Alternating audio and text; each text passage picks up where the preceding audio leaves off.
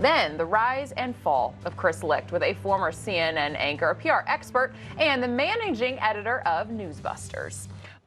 All right, coming up next year on Wake Up America, inside the downfall of Chris Licht at CNN with three people who know a whole lot about that topic. Stay with us. You're watching Wake Up America right here on Newsmax. We have news now to report involving our own network. News to us here at CNN and you at home. CNN's chairman and CEO, Chris Licht, is leaving the network. Licht took over the network a little over a year ago. David Zaslav, the chairman of CNN's parent company, Warner Brothers Discovery, he just made the announcement at the network editorial meeting. All right, breaking in the final minutes of yesterday's program, Chris Licht is out as CEO of CNN. Joining us now is Peabody Award winner, former CNN, MSNBC, and Fox anchor Rick Sanchez, and managing editor of Newsbusters, Curtis Houck. And here in studio with us is the host of the Front and Center podcast, entertainment PR and media expert Jacquie Jordan. All right, good morning, everyone. Rick, I want to get to you first, your reaction to this as a former CNN anchor. Well, it doesn't surprise me. Things have been dismal there for the last year during his administration, and I think things at CNN need to be figured out by somebody who is an adult real quick.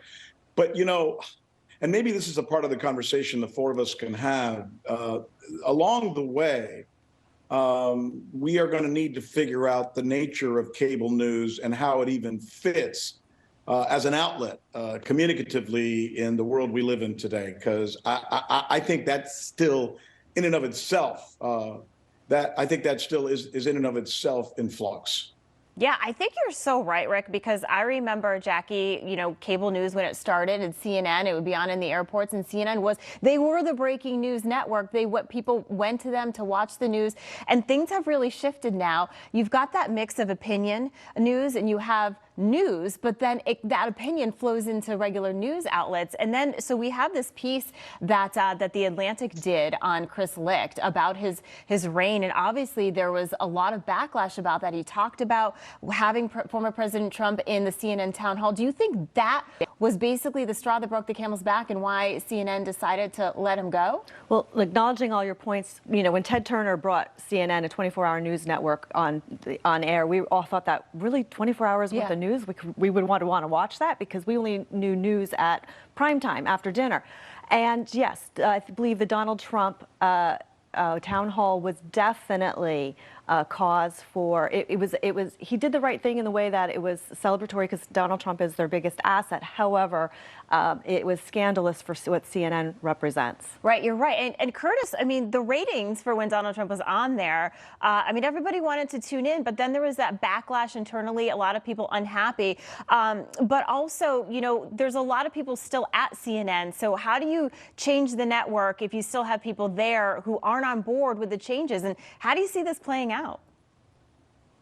Yeah, Allison, I think that was Chris Licht's biggest problem. He wanted to create a wholesale culture change of where you actually cover the news again. You know, you cover all sorts of stories. Republicans feel like they can come on the show without being yelled at or seen as public enemy number one. But you know, he still had a lot of people that he didn't get rid of that were loyal to Jeff Zucker's way of doing the news, where they thought how they handled themselves during the Trump presidency was not only something that was, you know, nothing was wrong with it, but something that we should laud them for, that we should praise them for. And because he didn't make those wholesale changes, he had those problems because he had people that didn't want to buy into his culture. So that's a question for Warner Brothers Discovery. Do they want to keep going down that path of bringing CNN back to the center, or do you want to go back to the way Jeff Zucker was? Yeah, and the ratings weren't good then either. Former CNN reporter Brian Stelter fired by Licht, who last year, so he wrote an opinion piece yesterday saying CNN was great in the 90s, but it can't bring that era back. So, Rick, what do you think CNN wants to be? To Curtis's point, I think they have a lot of things to figure out. What is their brand? And I think viewers, once you lose them, it's really hard to get them back. Well, I should just say that I was a part of that era, and my show, Rick's List on CNN, probably by itself tripled the average of what CNN is doing today when it comes to ratings. Unfortunately, in cable news, ratings don't matter. What matters are subscribers. So what you have is a system that doesn't feed off of having to please its consumer base. it essentially feeds off of something else, because as we saw in other cases in recent firings, no matter how high your ratings are, it doesn't matter. You have to fit a business structure to please whatever community in the business structure you're trying to fit. That's not the way journalism used to be. That's not the way it was born. That's not the way our dads and granddads' community newspapers that they woke up and read every morning were like.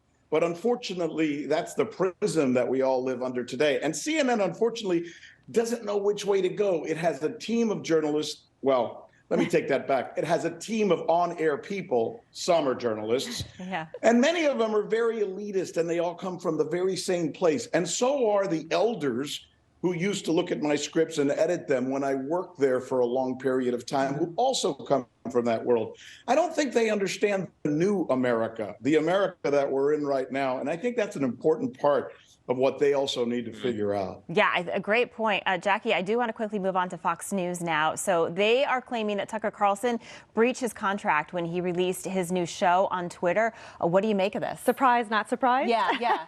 Totally expected. I figured that the strategy for taking Tucker Carlson out was to quiet him, to not be able to do anything for pre-elections, keep him quiet to the presidential elections. And I probably will go full tilt in trying to keep him censored and quiet. And I think Tucker Carlson is doing the right thing by being out there. In fact, I'm excited that he took on Twitter. I would have been just as happy if he just did it from his own living room and kept on doing a show. Yeah, I'm actually surprised. I thought he would do his own podcast or do something like Megyn Kelly. Like Megyn Kelly. I did see, millions of people obviously viewed his latest video on Twitter. He has a ton of followers, so we'll have to see how this plays out. Yeah. Jacquie, thank you so much, Curtis and Rick. Appreciate it. Great conversation today. Thank you. Of course, No and you're watching Wake Up America. We'll be right back.